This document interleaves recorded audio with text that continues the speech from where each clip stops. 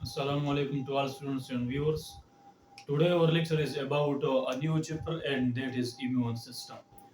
आज के इस लेक्चर में हम डिस्कस करेंगे कि इम्यून सिस्टम हमारे पास क्या है। इसमें हम first line of defence discuss करेंगे, second line of defence discuss करेंगे और थर्ड लाइन ऑफ डिफेंस भी डिस्कस करेंगे। What is immunity and what is immune system, immune system के अंदर हमारे पास क्या है और इम्यून सिस्टम का अहम फंक्शन क्या है, इसका इंपॉर्टेंस क्या है। जिस तरह हमने प्रीवियस लेक्चर्स में डिस्कस किया था कि हमारे बॉडी में 11 सिस्टम है, जिस तरह एंडोक्राइन सिस्टम है, एक्सोक्राइन सिस्टम है, रिस्पिरेटरी सिस्टम है, एक्सक्रीटरी सिस्टम है, इसके अलावा रिप्रोडक्टिव सिस्टम है, अदर्स भी सिस्टम मौजूद है। Approximately 11 system is present in our body and one is immune system. Immune system हमारे बॉडी के अंदर एक ऐसा सिस्टम है जो हमारे बॉडी को माइक्रो ऑर्गेनिज्म से, इन्फेक्शन से और डिजीज से क्या करता है, प्रोटेक्ट करता है। It is a system which protect our body from microorganisms, that is bacteria, virus, fungi and protozoans and infection, illness and disease। ये हमारे बॉडी के अंदर एक ऐसा सिस्टम है जिसको हम डिफेंस मैकेनिज्म भी कहते हैं, यानी बॉडी को फॉरेन सब्सटेंस से, जो एनवायरनमेंट के जो सब्सटेंस होते हैं और बॉडी के लिए वो हार्मफुल होते हैं, तो बॉडी को इस चीज़ों से, इस माइक्रो ऑर्गेनिज्म से बचाना ये इम्यून सिस्टम का एक अहम फंक्शन है। व्हाट इज इम्यून सिस्टम और defence system in our body in simple words. ये हमारे बॉडी में एक डिफेंस सिस्टम है। In what, in our body, हमारी बॉडी के अंदर एक डिफेंस सिस्टम है और इस डिफेंस सिस्टम को हम कहते हैं immune system. What is immunity, immunity हमारे पास क्या है। Immunity is basically a resistance which shows body to the microorganism is called what? Immunity. Resistance. Resistance of what? Resistance of body, यानी बॉडी का जो रेजिस्टेंस होता है माइक्रो ऑर्गेनिज्म तक, इसको हम कहते हैं इम्यूनिटी। कौन कौन से माइक्रो ऑर्गेनिज्म हमारे बॉडी के अंदर आ सकते हैं, तो इसमें बैक्टीरिया है जो कि मोस्ट इम्पोर्टेंट भी है। इसके और भी हमारे पास प्रॉपर्टीज है, bacteria, virus, fungi and what, and protozoans.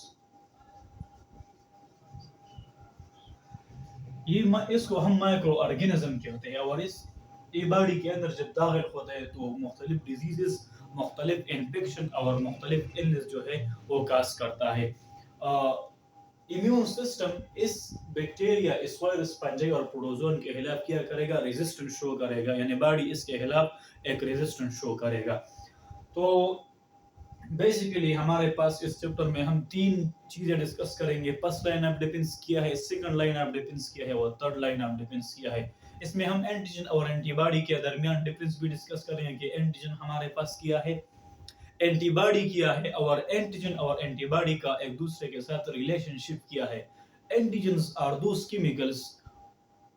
Chemical which infect our body, यानी हर वो केमिकल, हर वो सब्सटेंस, हर वो माइक्रो ऑर्गेनिज्म जो हमारी बॉडी के अंदर दाखिल होता है और हमारे बॉडी को क्या करता है, इन्फेक्ट करता है, हमारे बॉडी को में डिजीज, इन्फेक्शन काज करता है, that is what, that is antigens.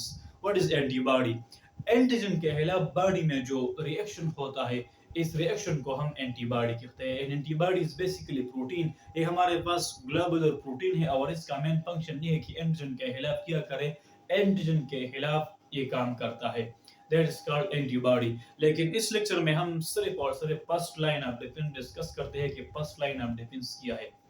First line of defence, second line of defence और थर्ड लाइन ऑफ डिफेंस का मतलब ये है कि फर्स्ट ऑफ ऑल जब माइक्रो ऑर्गेनिज्म या फॉरेन सब्सटेंस या हार्मफुल सब्सटेंस आ जाता है तो फर्स्ट जो लेयर से ये गुजरता है इसको हम कहते हैं फर्स्ट लाइन ऑफ डिफेंस। फिर जब फर्स्ट लाइन ऑफ डिफेंस नाकाम होता है, ये रिसेसिव आ जाता है और माइक्रो ऑर्गेनिज्म डोमिनेंट आ जाता है, तो क्या होता है, तो फिर ये सेकंड लाइन ऑफ डिफेंस तक जाता है। जब सेकंड लाइन ऑफ डिफेंस भी रिसेसिव आ जाता है तो फिर थर्ड लाइन ऑफ डिफेंस इसको कंट्रोल करता है, that is called what, that is called first line of defence, second line of defence and third line of defence. First line of defence हमारे body में क्या है, फर्स्ट लाइन ऑफ डिफेंस हमारे body में skin है। First line of defence first line of what? Defense.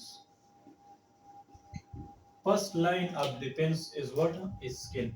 Skin एक first line of defense है और इसका अदर नेम है integumentary system.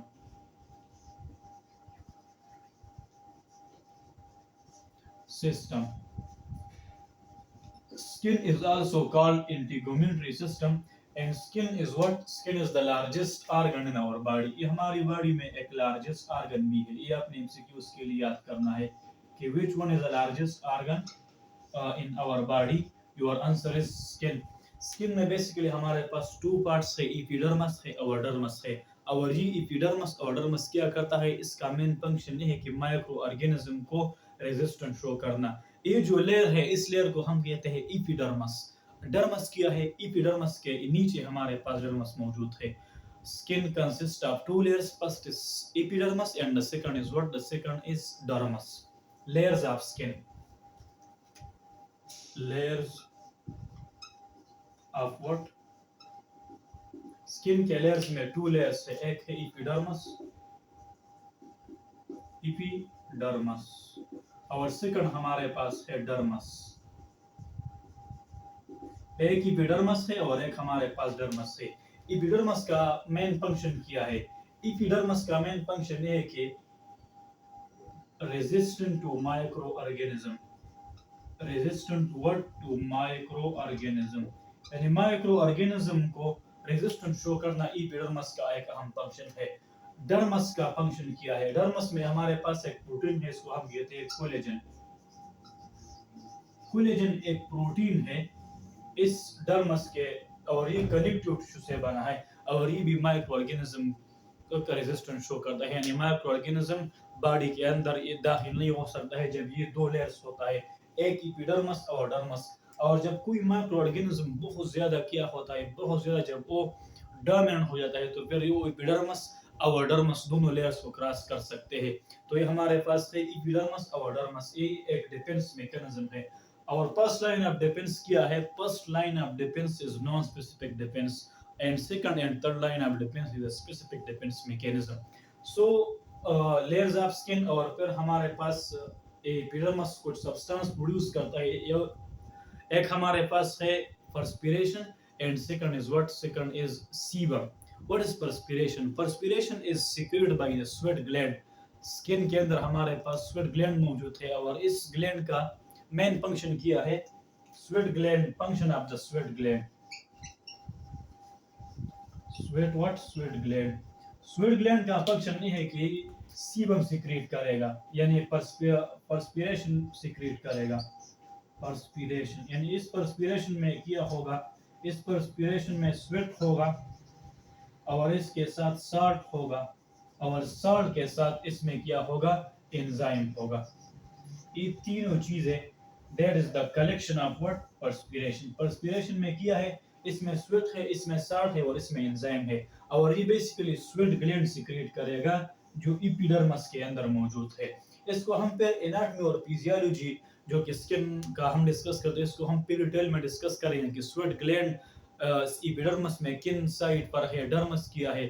epidermis में बेसिकली 5 लेयर्स है. इसको हम फिर डिटेल में एनाटॉमी एंड फिजियोलॉजी में डिस्कस करेंगे. Sweat gland secrete the perspiration. Perspiration contains sweat, salt and enzyme. Which one enzyme is present in this fluid or this solution? तो ये आपने MCQs के लिए याद करने के lysozyme is present. लाइसोजाइम का मेन फंक्शन क्या है? To digest the cell wall of bacteria. यानी बैक्टीरिया का सेल वॉल डाइजेस्ट करना. Digest cell wall of what? Cell wall of bacteria. यानी बैक्टीरिया के सेल वॉल को डाइजेस्ट करना ये लाइसोजाइम का क्या है? ये लाइसोजाइम का फंक्शन है. And this lysozyme is present in the sweat. ये स्वेट के अंदर मौजूद है और इसका मेन फंक्शन क्या है? To digest the cell wall of bacteria. Bacteria की सेल वॉल को डाइजेस्ट करना ये लाइसोजाइम का एक अहम फंक्शन है. सेकंड हमारे पास है, सेकंड है सीबम. सीबम क्या है? Sebum is secreted by the sweat gland. यानी स्वेट ग्लैंड से सेबेशियस ग्लैंड ये सीबम सेबेशियस ग्लैंड से सीक्रेट होगा और इसका फंक्शन क्या है तो ये डिस्कस करते हैं. सीबम किया है, ये हमारे पास सेबेशियस ग्लैंड से सीक्रेट होगा। Sebum secreted by the sebaceous gland, secreted by sebaceous gland, यानी सेबेशियस ग्लैंड से हमारे पास एक फ्लूइड सीक्रेट होगा और इस फ्लूइड को हम कहते हैं sebum. Sebum that is secreted by this sebaceous gland. What is the function of this sebum? Sebum में हमारे पास इसका पीएच क्या है? एसिडिक पीएच है। एसिडिक पीएच, एसिडिक पीएच पर ये काम करेगा। जब ये इसका पीएच एसिडिक है तो हमारे पास माइक्रो ऑर्गेनिज्म जो है ये एसिडिक पीएच में सर्वाइव नहीं करता है। Micro organism not survive in the acidic pH. Microorganism not survive in what? In acidic pH. Acidic pH में microorganism survive नहीं करता है। So sebum is acidic pH in which microorganism, ये microorganism के लिए एक resistance show करता है, तो फिर microorganism body के अंदर नहीं आ सकता है। That is called what? That is called sebum and sebaceous gland. फिर हमारे पास GIT जो कि गैस्ट्रोइंटेस्टाइनल ट्रैक्ट और एलिमेंट्री कैनाल, ये भी एक रेजिस्टेंस शो करता है और ये भी फर्स्ट लाइन ऑफ डिफेंस में इंक्लूड है। इसमें स्टमक है और स्टमक हमारे पास इसके अंदर HCl सीक्रेट होगा। Stomach contain what? HCl। Stomach contain HCl यानी हाइड्रोक्लोरिक एसिड।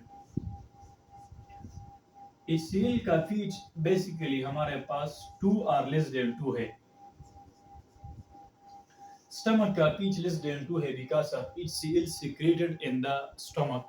जब भी माइक्रो ऑर्गेनिज्म हमारे माउथ यानी GIT से पास होता है तो ये स्टमक के अंदर किया होगा। स्टमक के अंदर इसका किलिंग, ये स्टमक में ये माइक्रो ऑर्गेनिज्म किल होता है because of acidic pH in the stomach. Stomach में एसिडिक पीएच HCl की वजह से होता है और ये जब माइक्रो ऑर्गेनिज्म जितने भी है यानी bacteria, fungi, virus and other micro organism, ये जब स्टमक तक ये एंटर होता है तो स्टमक क्या करता है? इसको किल करता है because micro organism are not survive in the acidic pH. Acidic pH के अंदर हमारे पास माइक्रो ऑर्गेनिज्म सर्वाइव नहीं करता है। That's why they are killed in the stomach. There is also a first line of defense which is hydrochloric acid in the what? Hydrochloric acid in the stomach, in the GIT or alimentary canal.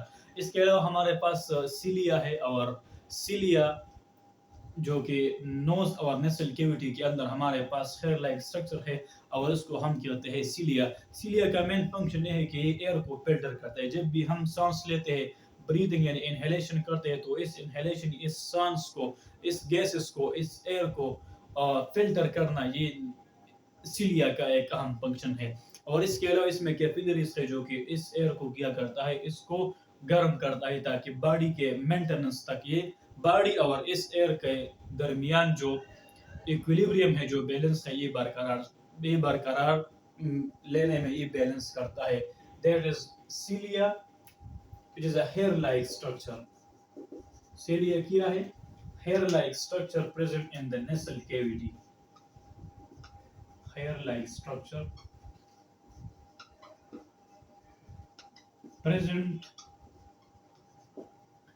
present in what? Present in nose and nasal cavity. Present in nose and nasal cavity. और इसका main function क्या है? इसका main function ये है ताकि air को filter करे। फिल्ट्रेशन ऑफ एयर यानी गैसेस, सिलिया का एक इम्पोर्टेंट फंक्शन है। That is also included in the first line of defence. तो ये था आज का हमारा लेक्चर।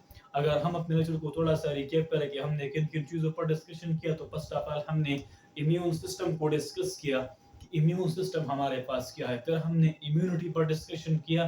फिर हमने डिफेंस मैकेनिज्म को डिस्कस किया कि फर्स्ट लाइन ऑफ डिफेंस क्या है, सेकंड लाइन ऑफ डिफेंस क्या है और थर्ड लाइन ऑफ डिफेंस क्या है। फिर हमने फर्स्ट लाइन ऑफ डिफेंस को टारगेट किया और इस लेक्चर में हमने फर्स्ट लाइन ऑफ डिफेंस को कवर किया। नेक्स्ट लेक्चर में हम सेकंड लाइन ऑफ डिफेंस और third line of defence discuss करेंगे। फिर हम सेकंड ईयर का बायोलॉजी यानी रेस्पिरेशन को स्टार्ट करेंगे। If you have any question regarding this lecture, you can ask in the comment section. Thank you.